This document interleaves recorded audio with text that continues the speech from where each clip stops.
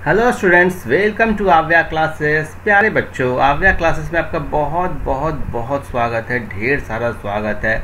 और इस वीडियो में हम लोग क्या पढ़ेंगे? इस वीडियो में हम लोग पढ़ेंगे section 6.6 the work energy theorem for a variable force. इसके अलावा हम लोग एक एग्जाम्पल 6.6 भी देखेंगे।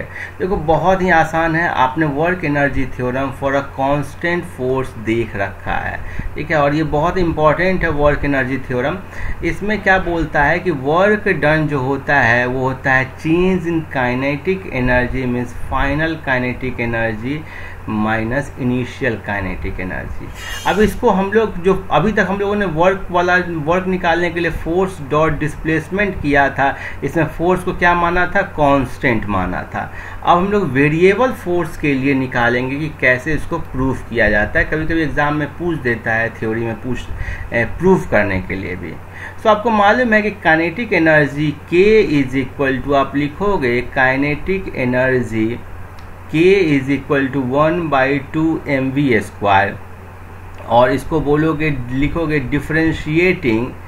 डिफरेंशिएटिंग काइनेटिक एनर्जी या differentiating both sides with respect to time के रिस्पेक्ट में करोगे तो क्या हो जाएगा? टाइम t, तो क्या हो जाएगा? dk/dt is equal to 1/2 mv² का डिफरेंशिएशन क्या होता है? 2v इंटू dv/dt, ठीक है।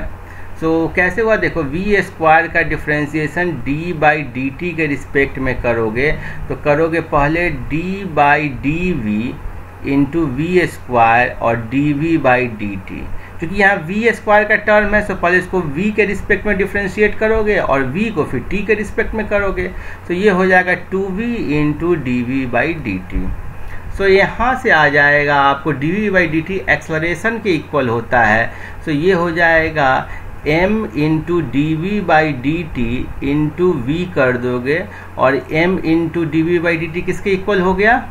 ये हो गया फोर्स के इक्वल। चूंकि dv/dt एक्सलरेशन है, सो फोर्स इंटू वेलोसिटी को आप लिख सकते हो dx/dt। सो क्लियरली आपको लेफ्ट हैंड साइड में हुआ dk/dt और राइट हैंड साइड में हुआ f डॉट dx/dt। देखो, ये वेक्टर फॉर्म में लिखा हुआ है, ऐसा मत सोचना कि ये ना आपको सिंपल स्केलर फॉर्म में लिखा हुआ है। सो अब उसके बाद ये हो गया, यहाँ से हो जाएगा dk is equal to vector f dot dx, और इसको बोथ साइड आप यदि इंट्रीगेट कर दोगे तो लेफ्ट साइड में x के रिस्पेक्ट में आप इंट्रीगेट कर रहे हो, तो लिमिट कहाँ से होगा? x या डिस्प्लेसमेंट का इनिशियल पॉइंट और फाइनल पॉइंट, मीन्स कि इनिशियल पोजीशन वेक्टर और फाइनल पोजीशन वेक्टर।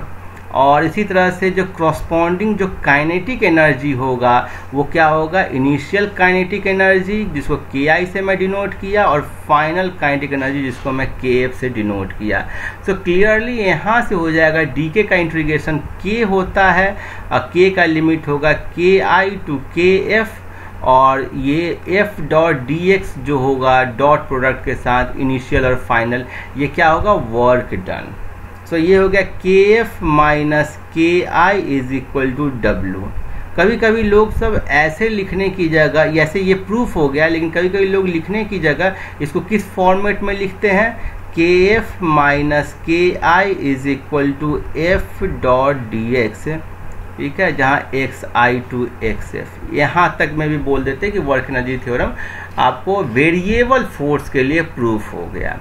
अब देखो, वर्क एनर्जी थ्योरम बहुत सारे प्रॉब्लम्स में हेल्पफुल है, ये तो हम लोगों ने देख रखा है, लेकिन ये जनरल बहुत डायनामिक कंप्लीट इंफॉर्मेशन न्यूटन के सेकेंड लॉ का नहीं देता है।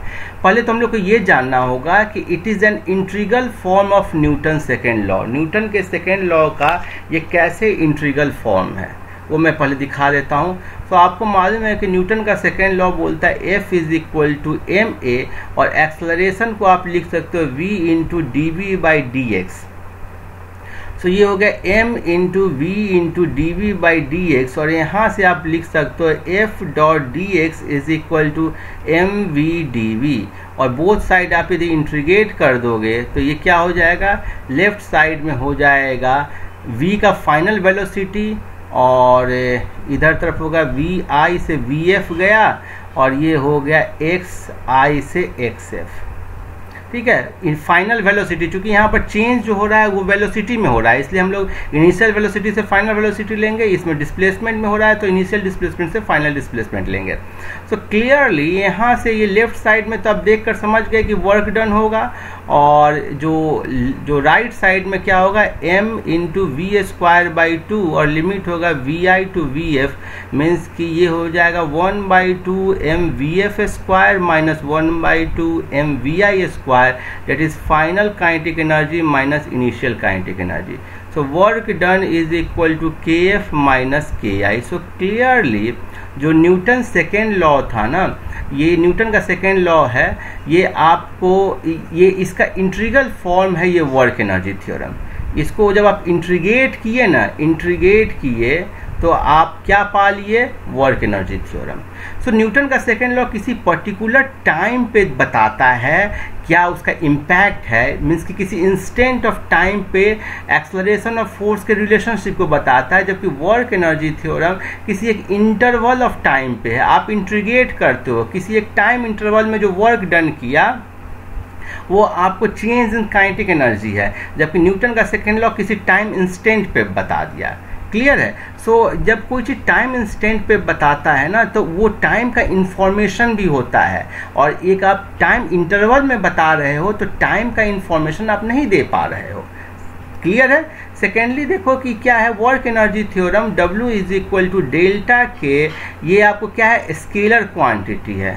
स्केलर क्वांटिटी है तो वेक्टर के का कंटेंट इसमें नहीं है, जबकि आपको F is equal to M A, ये एक वेक्टर क्वांटिटी हो गया, वेक्टर आपको इक्वेशन हो गया। सो इसका ना डिफरेंट कंपोनेंट्स होगा, like F X is equal to M A X, F Y is equal to M A Y, F Z is equal to M A Z, और ये इंफॉर्मेशंस आपको 3 dimensional का दे रहा है, तीनों dimension, X dimension, Y dimension, Z dimension. ठीक है, so Newton second law is the 2 to 3 dimension is in vector form, whereas work energy theorem is in a scalar form. In a scalar form, its information with respect to the direction contained in Newton's second law is not present. तो ये सब चीज़ हमने discuss कर लिया। अब एक numerical देख लेते हैं, एग्जांपल 6.6 जो कि इसी पर बेस्ड है। A block of mass m1 kg is moving on a horizontal surface with a speed of, initial speed दिया गया है, enters a rough patch ranging from 0.1 metre to 2.01 metre. The retardant force Fr on the block is in the range is inversely proportional to Fr is equal to minus kx. Clear है? Where k is 0.5 joule, what is the final kinetic energy and speed Vf of the block as it crosses the patch? तो बहुत आसान है। देखो ये एक ना block आ रहा था, ये एक सरफेस था जो कि स्मूथ था, और यहाँ से सरफेस क्या हो गया है, रफ हो गया है। ये सरफेस क्या है, रफ। स्मूथ जो सरफेस था ना, उस समय इसका जो वेलोसिटी था वो था 2 मीटर पर सेकेंड, और यहाँ पर x का वैल्यू है, स्टार्टिंग पॉइंट x का वैल्यू है 0.1 मीटर, और यहाँ पर जहाँ पर रफ सरफेस ख़त्म हो रहा है वो है 2.01 मीटर। इसके बाद फिर से स्मूथ सरफेस हो गया है। और यहाँ पर जो फोर्स लगेगा, रफ सरफेस है तो पीछे की तरफ फ्रिक्शनल फोर्स टाइप का लगेगा इस डायरेक्शन में, अपोजिट डायरेक्शन में, जिसका वैल्यू होगा k/x। इनफैक्ट पीछे की तरफ है, डिस्प्लेसमेंट के अपोजिट डायरेक्शन में, इसलिए माइनस साइन के साथ है। क्लियर है? जहाँ k का वैल्यू आपको दिया गया है 0.5 जूल। अब आपको इसके कारण वर्क निकालना है, और वो corresponding change in kinetic energy होगा। So final kinetic energy minus initial kinetic energy is equal to work done by this retarding force, that is minus k by x into dx। और x का limit कहाँ से होगा, जहाँ पर starting point से final point, starting point है 0.1 और फाइनल पॉइंट है 2.01। क्लियर है? सो इसको आप सॉल्व कर दोगे तो हो जाएगा। So final kinetic energy, initial kinetic energy 1/2 m, m का वैल्यू कितना है, देखो m का वैल्यू है 1 kg, vi है आपको 2 मीटर पर सेकेंड। सो m का वैल्यू आप कर दो, चाहे लिख देता हूँ mvi² is equal to minus k और dx/x। सो क्लियरली m का 1 और vi का वैल्यू 2 डालोगे तो kf minus 1/2 into 4 is equal to minus k। dx/x क्या होता है ln x और लिमिट क्या होगा 0.1 से 2.01। सो आप इसको सॉल्व कर दोगे तो फाइनल काइनेटिक एनर्जी हो गया 2 माइनस k का वैल्यू दिया गया है 0.5। सो 0.5 ln, इसको ब्रैकेट में रखो और ln हो जाएगा 2.01 माइनस ln 0.1। सो ये हो जाएगा 2 माइनस 0.5 ln कितना हो जाएगा 2.01 divided by 0.1, that is equal to 2 minus 1/2 ln। ये कितना हो जाएगा आपको 20.1। अभी ln है क्या चीज़ ये जान जाओ। ln होता है log to the base e, जहाँ e का वैल्यू होता है 2.718। क्लियर है। सो आप जब इसको सॉल्व करोगे ना तो देखो log e बेस हो गया आपको यहाँ पर log e 20.1।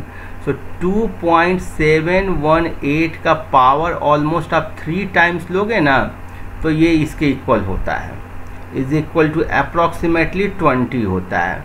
सो ये वैल्यू हो जाएगा आपको 3 के इक्वल। सो क्लियरली ये हो जाएगा 2 minus 0.5 into 3 that is 2 minus 1.5 that is 0.5 joule. ये हो गया फाइनल काइनेटिक एनर्जी और इसको 1/2 मास का वैल्यू 1 है, Vf का स्क्वायर का 1 हो जाएगा इज इक्वल टू 1/2 और यहाँ से Vf हो जाएगा 1 मीटर पर सेकेंड। सो अब ये आपको एक नया टर्म आया ई, तो आप हमेशा ध्यान रखना है कि log टू द बेस 10 रहेगा तो log लिखेगा, इसको लिखेगा log, और log to the base e होगा तो इसको लिखेगा ln। अब इनके बीच का रिलेशनशिप कैसे निकलता है सो हमेशा ध्यान रखो। सो ln x मैं लिखूं, ln x मतलब क्या हो गया log to the base e x। इसको आप कर दोगे log 10 to the base x into log e to the base 10। ठीक है, और ये हो जाएगा टर्म, ये हो जाएगा टर्म log 2.718 और 10 लोगे तो देखो कितना होता है अप्रॉक्सीमेटली 2.718 का पावर तुम लोगे 2.303 ना, तो ये अप्रॉक्सीमेटली इक्वल होता है 10 के इक्वल। सो इसका वैल्यू हो जाएगा 2.303 और यहाँ से ये वैल्यू निकल करके आएगा log 10 बेस x इंटू 2.303। सो हमेशा ध्यान रखना कि ln x को log x में कैसे चेंज करते हैं। सो ln x यदि निकालना रहेगा तो उसको लिखोगे 2.303 log to the base 10x। ठीक है, यदि एग्ज़ाम में आपको log टू द बेस 10 के फॉर्म में दिया गया हो तो। सो मेरे ख्याल में समझ गए होगे, कोई भी दिक्कत नहीं होना होगा। कुछ भी दिक्कत होने से मुझसे कमेंट करके पूछिए। Keep watching, happy learning, thank you.